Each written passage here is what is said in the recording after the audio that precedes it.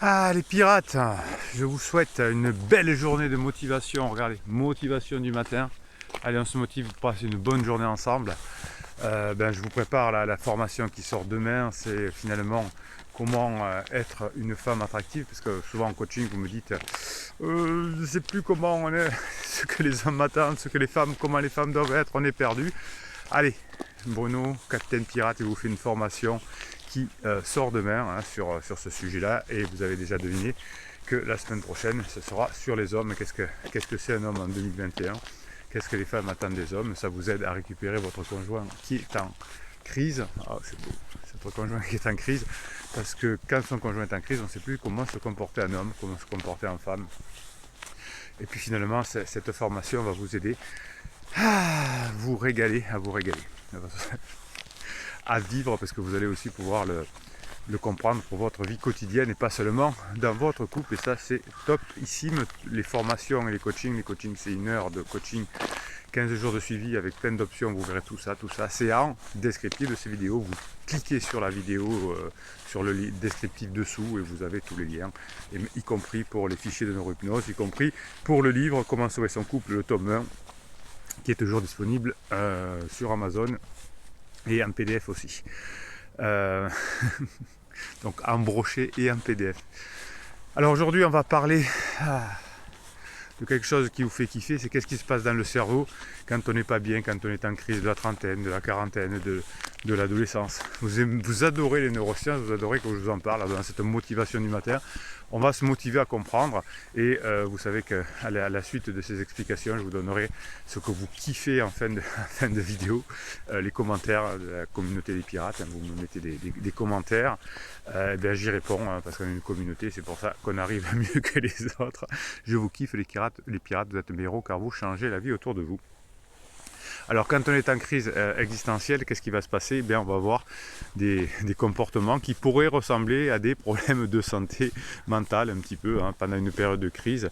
D'ailleurs, les diagnostics de maladies psychiatriques peuvent augmenter. Oui, c'est comme ça, c'est les psychiatres. Pendant les crises existentielles, ça augmente.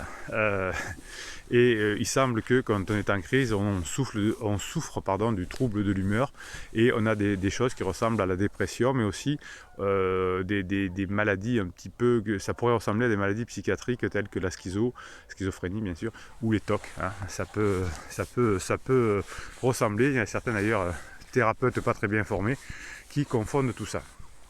Donc l'impact des crises n'est pas neutre, parce que ça fait souffrir effectivement la personne qui est en crise, mais ça fait aussi, souffrir l'entourage. Et il y a des personnes d'ailleurs qui sont en crise et qui pensent au suicide. Ah oui.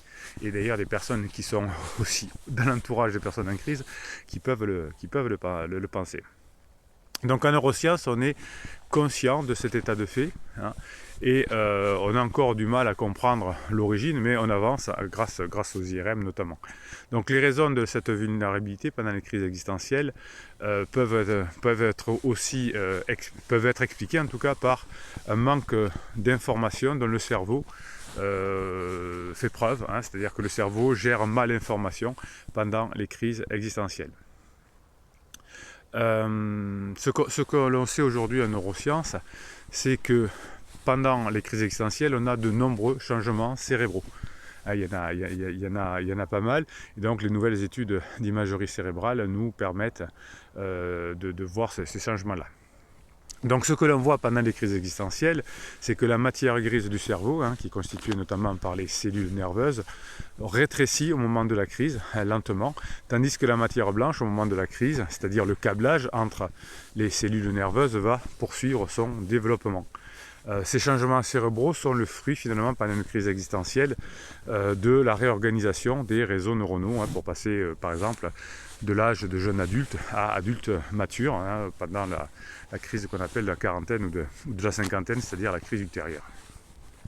Donc ces réseaux neuronaux se réorganisent, et ça va affiner, le but c'est d'affiner aussi leur fonction, leur connexion, et pendant la crise existentielle aussi, on fait en sorte de se débarrasser de ceux que l'on ne va plus se servir. C'est d'ailleurs pour ça que les personnes en crise se parlent souvent du passé, parce qu'on est en train de se débarrasser de ce qui est pertinent et pas pertinent, et donc on a des crises de mémoire d'ailleurs, hein, puisque ce que l'on voit pendant les crises existentielles, c'est que comme on ne se sent pas bien, souvent on ne pense qu'aux choses négatives du passé, et si on se sent bien, on peut penser à des choses positives. Donc en neurosciences, on sait aujourd'hui que la croissance de la myéline, hein, ce qui est la substance grasse qui va assurer l'isolation des connexions qu'établissent les cellules nerveuses entre elles finalement, et qui améliore les transmissions des informations, vont constituer un facteur déterminant de ces changements cérébraux.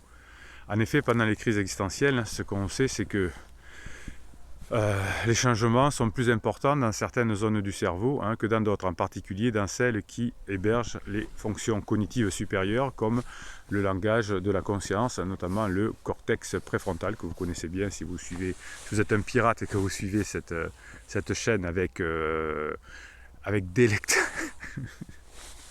avec plaisir, allez, on va le dire comme ça.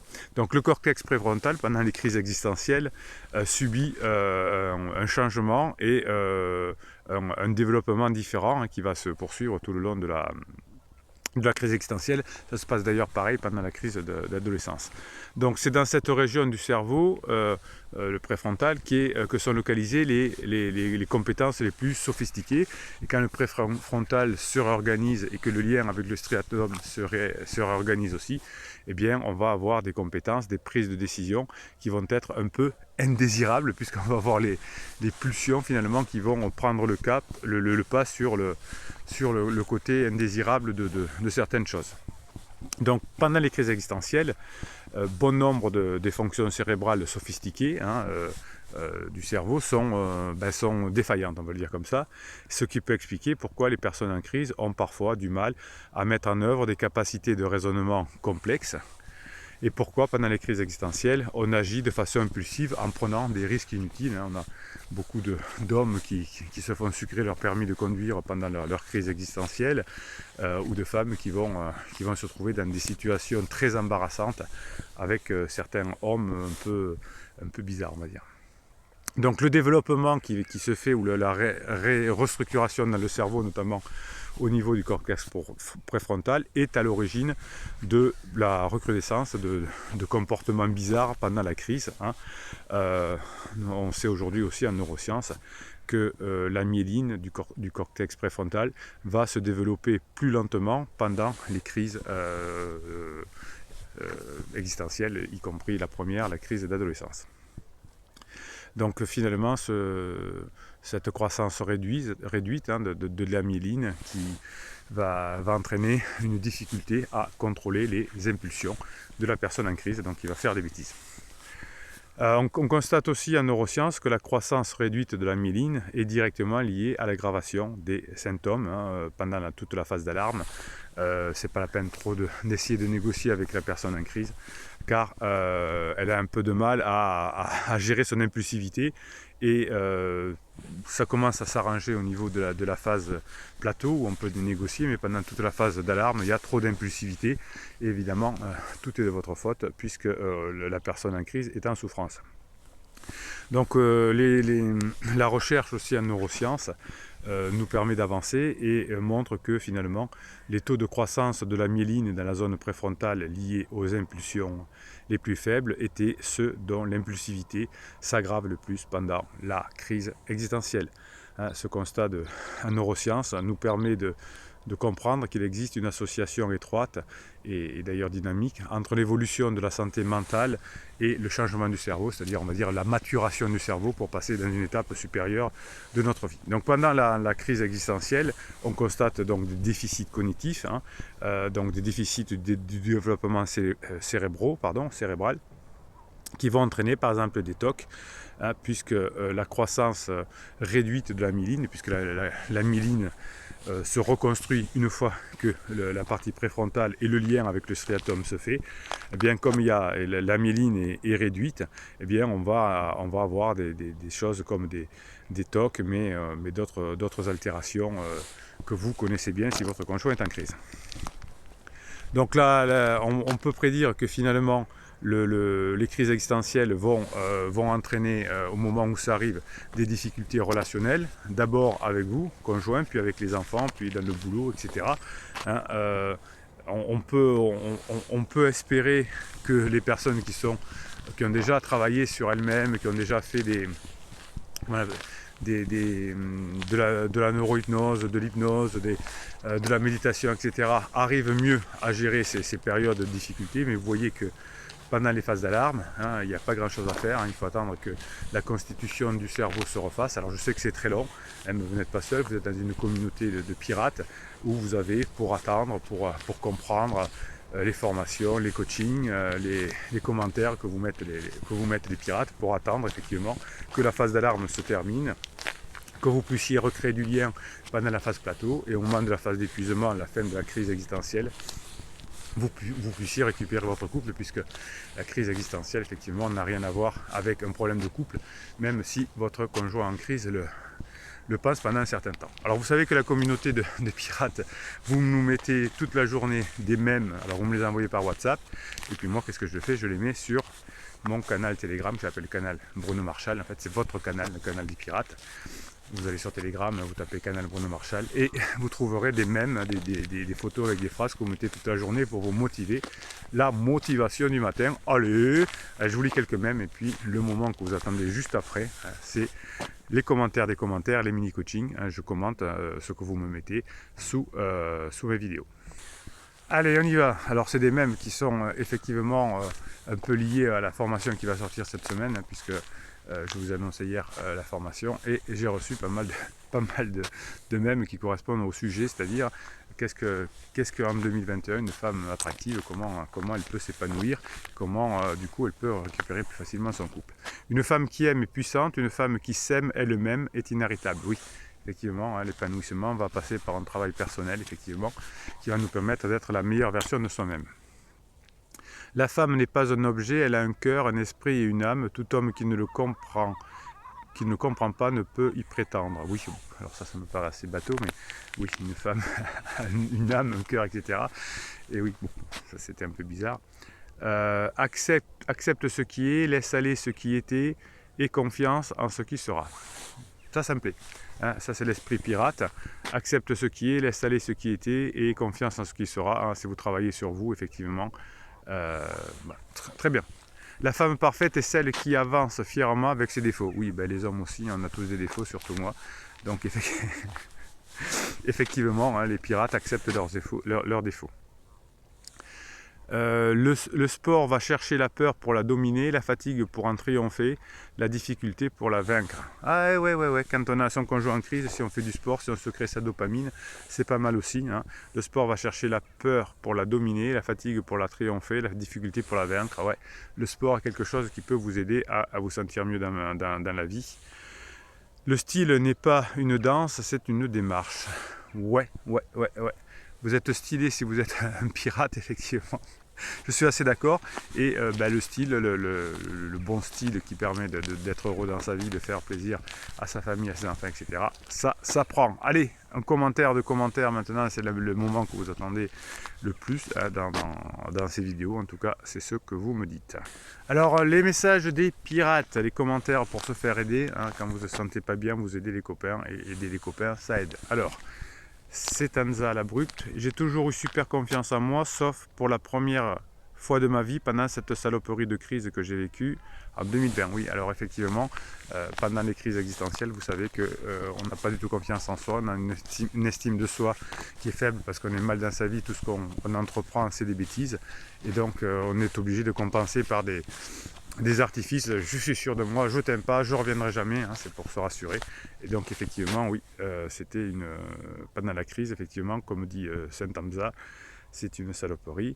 Mais pas facile avec madame qui est en crise à son tour, oui, ça vous savez que souvent, il y a une personne qui entre à crise, qui fait souffrir son conjoint, et ensuite, comme tout le monde fait sa crise, le conjoint fait la crise, mais comme vous avez fait votre crise en premier, vous l'avez fait souffrir, vous avez pensé qu'à vous, etc.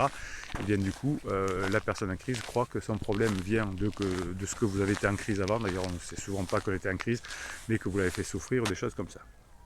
Donc, madame est en crise à son tour, et elle n'a jamais eu confiance en elle. On vous fait confiance. Allez, je reste motivé, j'y crois, ça c'est l'esprit pirate. Il me reste un peu de temps avant que ce connerie se termine, oui. Allez, on y va. Bob la vie. Waouh, il est en forme le capitaine. Merci pour ce coup de fouet, toute cette énergie. On rame vers le bonheur, les pirates, on rame. Oui, ben oui, on rame, c'est-à-dire qu'on bosse sur soi. Hein. Le bonheur, vous avez une formation là-dessus.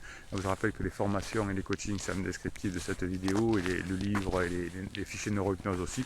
Oui, on rame ensemble, on bosse ensemble, et c'est comme ça qu'on est heureux. Bob la vie, notre ami canadien le sait, hein, ça c'est sûr. Jeff, Xut, super vidéo motivante du matin, une vraie avec un Bruno qui s'énerve.